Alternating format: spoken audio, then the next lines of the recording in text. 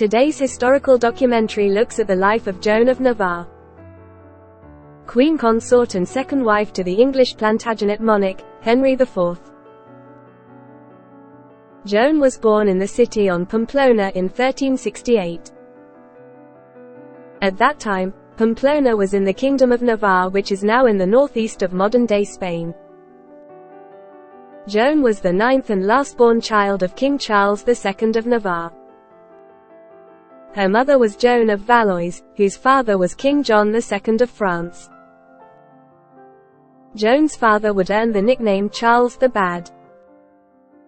This was down to his consistent switching of support for both sides during the 100 Years' War. Joan's oldest brother and second-born child to her parents, would become King Charles III of Navarre.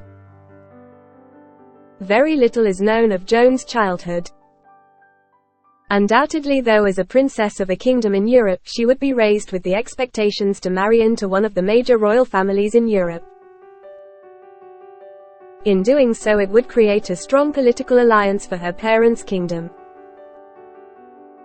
It could be expected that she would be taught the art of diplomacy and learn various European languages including French and Latin.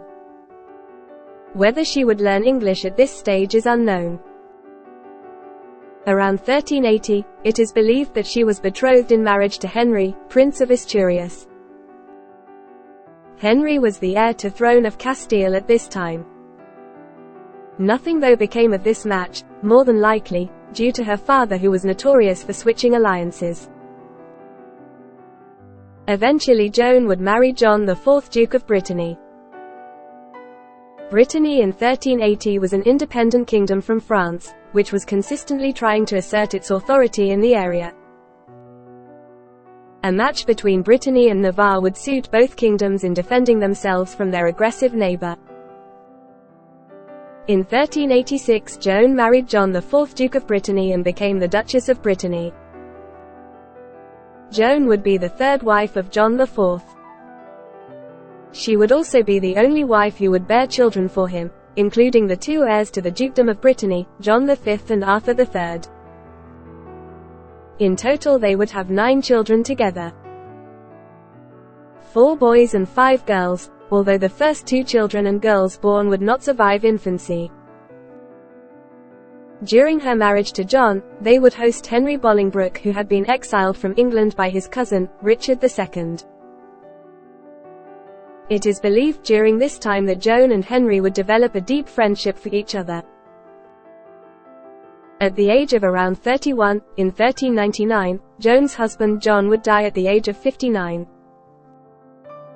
This would leave Joan acting as regent to her oldest son as the Duke of Brittany. John would be only around 9 or 10 years old at the time, and would require his mother to act and coach him to take over the dukedom. At around the same time, Henry Bolingbroke would usurp his cousin, Richard II, as King of England. Henry would become Henry IV. At some point after this date, Henry, who had now been a widow since the death of his first wife, Henry would pursue Joan to become both his wife and queen.